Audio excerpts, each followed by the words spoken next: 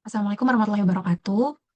Selamat pagi, siang, sore, dan malam untuk Bu Fadila dan juga teman-teman semuanya. Kami dari kelompok satu ingin memaparkan terkait whistleblower system analysis pada korupsi Basnas tahun 2021 hingga 2023. Anggota kelompok kami terdiri dari Ayuda Damayanti, Amanda Maheswari, Sifanur Hafiza, Zaskia Hanifah, dan juga Rita Farehli. Pertama ada terkait case overview. Yang kasus ini berkaitan dengan dugaan penggunaan dana zakat sebesar 9,8 miliar untuk membiayai operasional Basnas Jawa Barat selama tahun 2021 hingga 2023. Yang di mana dugaan tersebut dilaporkan oleh Trianto yang merupakan mantan Kepala Kepatuhan dan Satuan Audit Internal Basnas Jawa Barat. Menurut laporan Tri, dana tersebut diduga berasal dari pos fisabilillah, yang di mana biasanya digunakan untuk kepentingan masyarakat dengan tujuan amal atau kegiatan-kegiatan keagamaan atau sesuai dengan ketentuan zakat. Namun dalam kasus ini dana tersebut malah digunakan untuk kegiatan operasional lembaga. Kemudian dari aspek WHO atau siapa saja yang terlibat. Yang pertama adalah Trianto. Trianto ini merupakan mantan Kepala Kepatuhan dan Satuan Audit Internal Basnas Jawa Barat sekaligus sebagai pelapor dugaan penyalahgunaan dana zakat. Kemudian yang kedua yaitu Basnas Jawa Barat yang merupakan lembaga yang dilaporkan berkaitan dengan penggunaan dana zakat tersebut untuk operasional. Kemudian yang ketiga ada Basnas RI yang menerima laporan Trianto dan disebut telah melakukan audit khusus.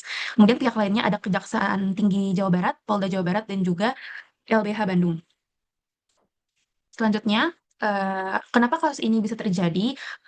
Kasus ini terjadi karena Tri menilai bahwa biaya operasional Basnas itu mencapai sekitar 20% dari penerimaan zakat, yang dimana seharusnya Basnas Jawa Barat sebagai amil hanya mendapatkan hak sebesar maksimal 12,5%.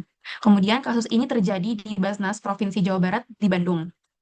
Penanganan laporan dugaan korupsi ini dilakukan di Kejaksaan Tinggi Jawa Barat. Kasus ini terjadi yang pertama, dugaan penggunaan dana zakat tersebut terjadi pada tahun 2021 hingga 2023. Kemudian Tri diberhentikan dari Basnas Jawa Barat pada bulan Januari tahun 2023. Kemudian pada 31 Juli 2024, Kejaksaan Tinggi Jawa Barat mengonfirmasi telah menerima laporan tindak pidana korupsi tersebut. Jadi Tri baru melaporkan bahwa adanya penyalahgunaan dana zakat itu ketika Tri sudah diberhentikan dari Basnas Jawa Barat. Kemudian, pada 7 Maret 2025, Tri dilaporkan ke Polda Jawa Barat karena diduga mengakses dan menyebarkan dokumen internal tanpa izin. Kemudian, pada Mei 2025, Tri ditetapkan sebagai tersangka dalam perkara tersebut atau karena Tri menyebarkan dokumen internal tanpa izin. Kemudian, pada 30 Januari 2026, Kejaksaan Tinggi Jawa Barat menerbitkan surat perintah untuk menyelidiki dugaan penyalahgunaan dana zakat tersebut. Kemudian, pada 4 Maret 2026, Tri dimintai keterangan untuk memperdalam laporan yang telah disampaikan oleh Trianto. Kemudian untuk unsur HAU bagaimana kasus ini bisa terjadi? Jadi ketika masih bekerja pada bagian kepatuhan dan audit internal, Tri memiliki akses terhadap data dan laporan keuangan Basnas Jawa Barat. Dari pemeriksaan tersebut, Tri menemukan bahwa adanya penyalahgunaan dana dari pos fisabilillah yang malah digunakan untuk membiayai operasional lembaga. Temuan tersebut kemudian disampaikan melalui saluran internal dan dilanjutkan kepada pihak lain seperti Basnas RI, Inspektorat Jawa Barat, dan juga aparat penegak hukum. Namun, setelah tidak lagi bekerja di Basnas Jawa Barat, Tri tetap melanjutkan pengaduannya. Di sisi lain, ia juga dilaporkan ke kepolisian karena diduga mengambil dan menyebar dokumen internal tanpa izin. Kemudian bagaimana posisi dan peran Trianto di sini? Yang pertama ada sebagai karyawan internal Basnas Jawa Barat. Di sini saat masih menjadi karyawan internal, Tri memiliki akses langsung terhadap data dan laporan keuangan lembaga. Dan juga Tri mengetahui bagaimana proses pengelolaan dana zakat dari dalam organisasi. Kemudian sebagai bagian dari fungsi kepatuhan dan audit internal, Tri bertugas memeriksa kepatuhan dan pengelolaan keuangan. Kemudian Tri menemukan adanya indikasi penggunaan dana zakat yang dinilai tidak sesuai dengan peruntukannya atau tujuannya. Kemudian Tri di sini dikategorikan sebagai internal whistleblower karena informasi mengenai dugaan penyimpangan diperoleh ketika ia masih berada di dalam organisasi. Sehingga temuannya tersebut disampaikan kepada pihak internal dan dilanjutkan kepada lembaga eksternal yang berwenang. Kemudian, dalam konteks hukum, posisi Tri ini lebih tepat disebut sebagai pelapor, sesuai dengan UU nomor 13 tahun 2006 yang telah diubah ke UU nomor 31 tahun 2014, posisinya ini disebut sebagai pelapor. Jadi istilah whistleblower ini menjelaskan perannya dalam mengungkap dugaan pelanggaran, sedangkan pelapor ini menunjukkan kedudukannya dalam perlindungan hukum. Kemudian Tri juga menjadi pihak yang diduga menghadapi tindakan balasan setelah pengungkapan kasus. Tri diberhentikan dan kemudian dilaporkan ke kepolisian dan juga LBH Bandung menilai bahwa kondisi tersebut sebagai dugaan tindakan balasan terhadap whistleblower. Namun Basnas Jawa Barat membantah bahwa pemberhentian Tri ini berkaitan dengan laporan dugaan penyalahgunaan. Selanjutnya, saya akan menjelaskan terkait tiga prinsip inti WBS yang dimana di sini tuh memakai standar dari ISO yang ada tiga prinsip dasar yang emang harus dipenuhi supaya nanti sistem WBS itu bisa bekerja secara optimal. Yang pertama itu ada trust, protection, dan terakhir itu adalah impartiality. Di mana ketiganya ini itu nggak bisa berdiri sendiri gitu. Jadi emang harus saling topang menopang. Di mana kalau misalnya satunya ini terdapat kegagalan, yang lainnya itu akan terkena dampaknya ataupun ada yang saling berkaitan lah gitu. Nah, selanjutnya untuk yang pertama, prinsip pertama itu terkait trust ataupun kepercayaan.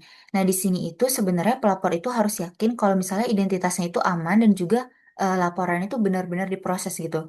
Nah, secara implementasinya berarti adanya kanal pelaporan yang emang anonim dan juga ada dokumentasi penerimaan laporan dan juga manajemen ini tuh menunjukkan adanya komitmen nyata bukan cuman pernyataan di atas kertas doang. Nah, di kasus yang terjadi di Basnas Jabar, prinsip ini tuh langsung gagal di awal. Jadi tidak ada kanal independen dan juga Trianto ini tuh cuman bisa melapor ke pimpinannya yang di mana akan berpotensi menjadi pihak yang dilaporkan. Dan juga di sini tuh tidak ada nomor kasus dan juga tidak ada konfirmasi penerimaan sehingga posisi dari pelapor ini tuh langsung lemah. Lalu untuk prinsip yang kedua yaitu protection, di mana dari prinsip kedua ini itu sangat berdampak di kasus yang dari Basnas Jabar ini, di mana standar dari idealnya itu pelapor itu kan dilindungi dari PHK, intimidasi dan segala bentuk dari retaliasi. Nah, harus ada sanksi eksplisit kalau misalnya ada yang melanggar kebijakan dari non realitas retaliasi ini. Nah, yang terjadi di kasus Basnas ini itu justru sebaliknya gitu. Nah, Trianto ini dipecat, terus dilaporkan juga ke polisi dan ditetapkan sebagai tersangka di Mei 2025. Nah, yang lebih parahnya lagi, itu tuh tidak ada satupun sanksi yang dijatuhkan kepada pihak yang melakukan pembalasan ini.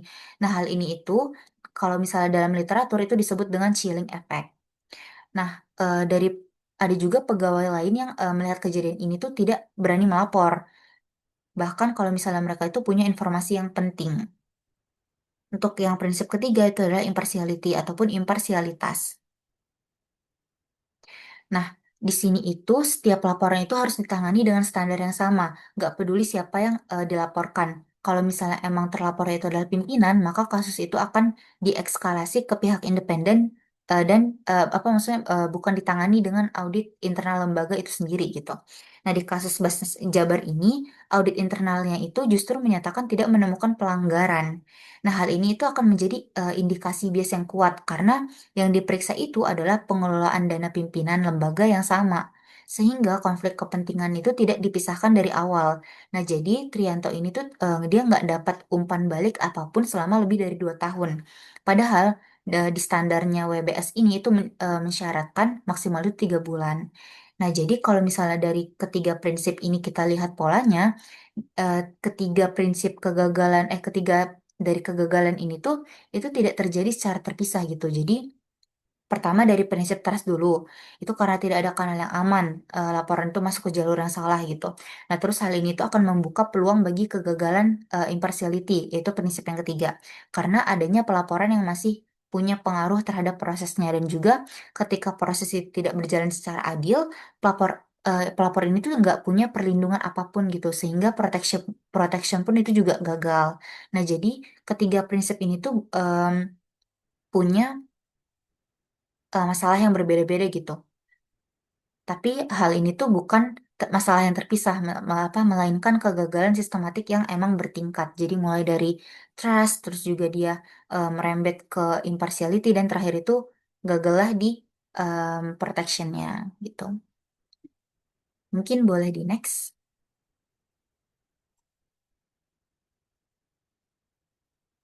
Baik, terima kasih banyak. Di sini saya akan melanjutkan alur aktual penanganan laporan end-to-end. Jadi, di bagian ini saya akan membahas alur penanganan laporan dalam kasus Basnas Jabar. Jadi bukan cuma membahas adanya dugaan korupsi atau siapa pelapornya, tapi lebih ke setelah laporan itu muncul, sebenarnya sistem itu menanganinya gimana.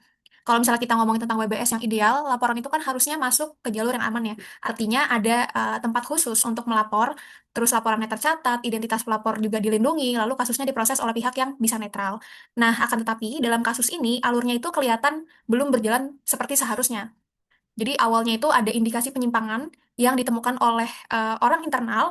Ini sebenarnya penting karena biasanya kan orang internal itu yang lebih paham kondisi lembaga ya. Jadi tahu gimana dokumennya, tahu alur transaksinya, dan tahu proses yang terjadi dalam kesehariannya gitu. Jadi dalam WBS, laporan dari orang internal itu harusnya dianggap sebagai sinyal awal bahwa ada risiko yang perlu dicek atau ditangani.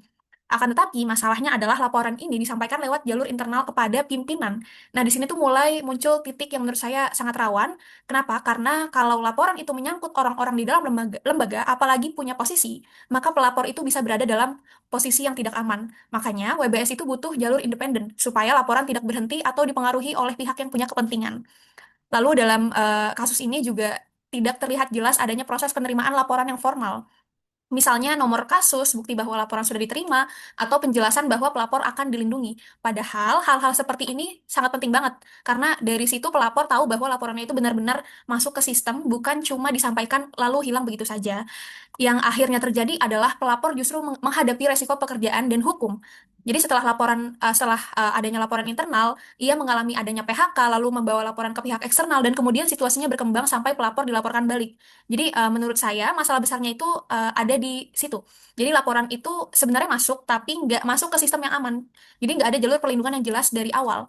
Akibatnya laporan yang seharusnya jadi alat untuk mendeteksi fraud malah berubah jadi konflik antara pelapor dan lembaganya sendiri. Jadi pada intinya kegagalan awal WBS dalam kasus ini bukan karena ada orang yang berani bicara, s- eh, sorry, bukan bukan tidak ada orang yang berani bicara, tetapi orangnya sebenarnya sudah berani. Yang jadi masalah adalah sistemnya belum cukup aman dan independen untuk melindungi orang yang melapor. Boleh di next.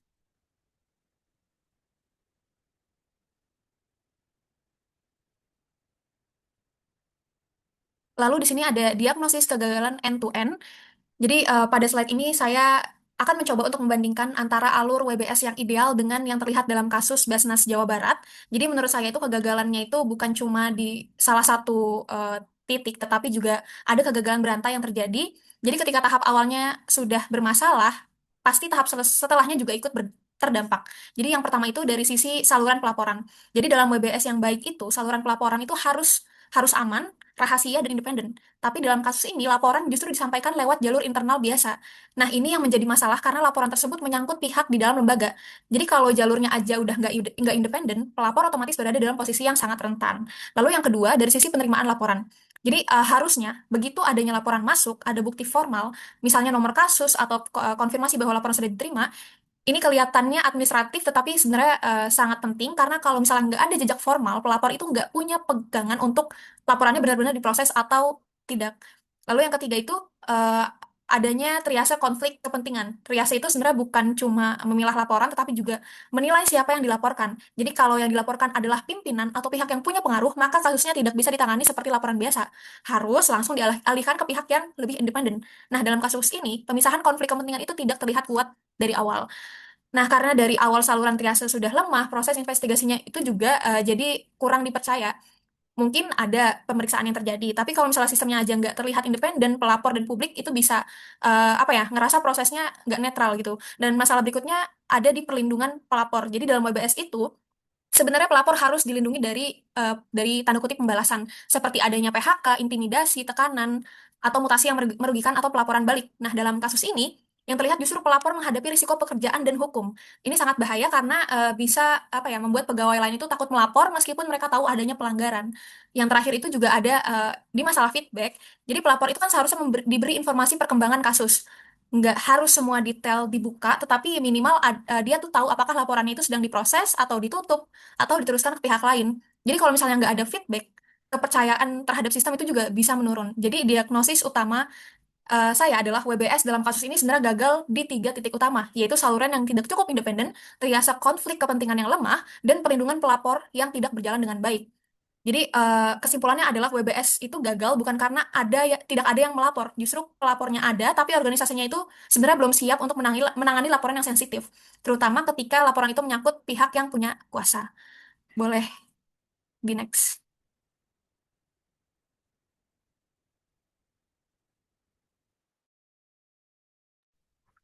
Baik, sebelumnya terima kasih Syifa. Selanjutnya akan saya lanjutkan terkait red flags WBS yang tidak efektif di Basnas Jabar ini. Nah, yang pertama itu ada nol laporan melalui saluran resmi. Jadi kan yang pertama ini nggak adanya laporan melalui saluran resmi, mungkin yang tadi udah sempat di mention juga. Jadi di Basnas Jawa Barat ini dia tuh nggak memiliki mekanisme formal terkait whistleblowing sistemnya. Jadi nggak ada hotline anonim, terus juga nggak ada portal web, sama tidak ada kotak pengaduan fisik. Yang dimana mengakibatkan si Trianto ini sebagai auditor internal terpaksa melaporkan temuannya langsung kepada pimpinan. Masalahnya, saluran ini kan sangat rentan dan tidak aman karena pimpinan justru merupakan pihak yang dilaporkan melakukan penyimpangan. Jadi jelas ini bukan saluran yang ideal dan melanggar prinsip dasar dari WBS. Nah, yang kedua itu ada laporan terhadap manajemen puncak tidak diproses.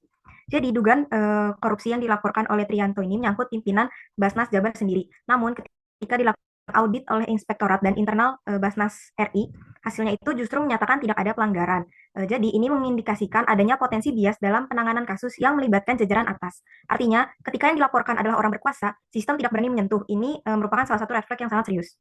Kemudian yang ketiga itu ada tidak adanya umpan balik kepada pelapor. Jadi Trianto ini melaporkan temuannya ke Inspektorat dan Basnas RI. Namun sampai lebih dari 2 tahun dia ini tidak pernah menerima informasi apapun tentang perkembangan laporannya. Padahal dalam sistem WBS yang baik, KPI proses WBS mengharuskan umpan balik itu diberikan maksimal 3 bulan. Fakta kalau lebih dari 24 bulan tidak ada kabar menunjukkan bahwa pelapor diabaikan dan kepercayaan terhadap sistem pun terkikis. Kemudian yang keempat itu ada tidak adanya sanksi atas tindakan pembalasan. Nah, setelah Trianto melapor, dia ini ngalamin retaliasi berlapis. Pertama, dia ini kan dipecat pada Januari 2023. Kemudian dia juga dilaporkan ke Polda Jawa Barat dengan tuduhan UU ITE dan ditetapkan sebagai tersangka. Namun yang sangat memprihatinkan itu enggak ada satupun pihak di Basnas Jawa Barat yang dikenai sanksi atas tindakan pembalasan ini. Ini menghilangkan efek jera dan justru mendorong impunitas yang berarti siapapun bisa melakukan pembalasan terhadap pelapor tanpa takut dihukum. Yang kelima, atau yang terakhir itu ada tidak adanya review tahunan program WBS. Jadi tidak ada indikasi bahwa Basnas Jabar ini melakukan evaluasi efektivitas program whistleblowing secara berkala. Akibatnya, program ini juga tidak berkembang, terus juga tidak adaptif terhadap risiko baru, dan juga tidak ada pembelajaran dari kasus-kasus yang terjadi. Ini menunjukkan kalau WBS di Basnas Jabar ini hanya sekedar formalitas aja, bukan program yang benar-benar dijalankan dan dievaluasi. Jadi kesimpulan ini, kelima red flags yang tadi itu semuanya muncul dalam kasus Jawa Barat. Maka memang dapat disimpulkan kalau program whistleblowing system di Basnas Jawa Barat ini telah gagal total dalam menjalankan fungsinya sebagai alat deteksi dan pencegahan fraud. Boleh di next.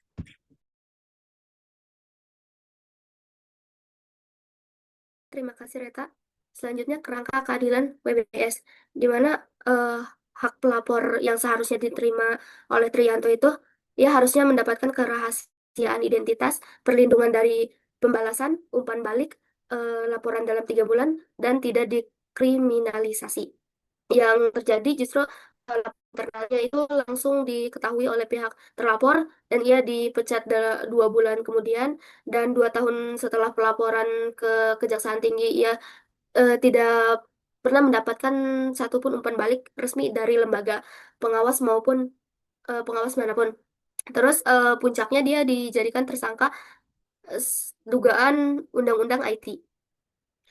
Lalu selanjutnya terlapor pimpinan Basnas, hak yang seharusnya dijamin itu asas praduga tak bersalah, identitas dilindungi selama investigasi, hak didengar dalam proses adil, dan yang terakhir investigasi independen dan transparan.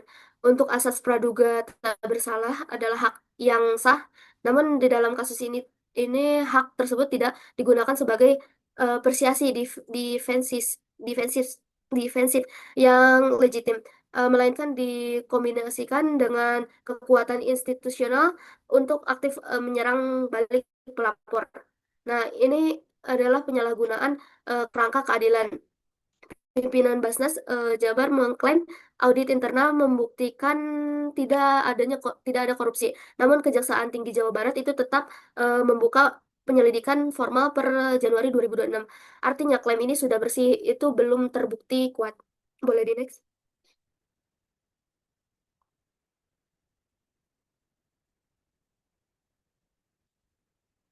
Selanjutnya rekomendasi perbaikan WBS. Yang pertama, bangun saluran WBS independen dari manajemen. Portal anonim berbasis web yang dikelola pihak ketiga itu dapat diakses 24 jam per 7 hari dengan konfirmasi ya secara struktural struktural tidak bisa diakses oleh pihak yang berpotensi dilaporkan. Yang kedua, kebijakan anti retaliasi. Retaliasi. Jadi bukan sekadar pernyataan niat di atas kertas, melainkan klausul klausul yang mengikat dengan sanksi eksplisit jika didengar. Pimpinan yang terbukti melakukan retaliasi itu harusnya dikenakan sanksi yang dipublikasikan.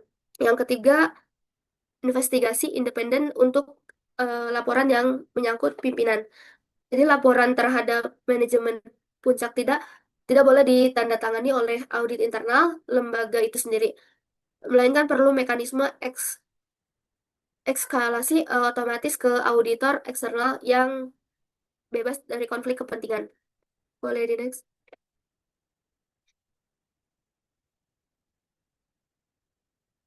Selanjutnya yang keempat, koordinasi kelembagaan LPSK, KPK, dan Polda. Saat seorang whistleblower sedang dalam proses pengajuan perlindungan ke LPSK, harusnya ada mekanisme yang menunda proses pidana terhadapnya sampai status perlindungannya itu diputuskan. Yang kelima, pengesahan Undang-Undang Perlindungan Whistleblower yang komprehensif. Undang-Undang Nomor 13 Tahun 2006 ZO 31/2014 itu belum cukup kuat menghadapi SLAPP. Indonesia itu membutuhkan payung hukum yang secara eksplisit mencakup perlindungan dari gugatan balik, eh, pemenuhan kerugian akibat retaliasi, dan akses cepat ke LPSK. Terus rekomendasi yang keenam, review tahunan dengan KPI itu terstruktur. Jadi tingkat substansi laporan, waktu rata-rata penutupan kasus, jumlah kasus retaliasi yang ditindak, angka-angkanya itu ini harus dipublikasikan gitu. Terus transparansi juga satu-satunya cara untuk membuktikan WBS itu berjalan, bukan sekedar di atas kertas gitu. Boleh di next.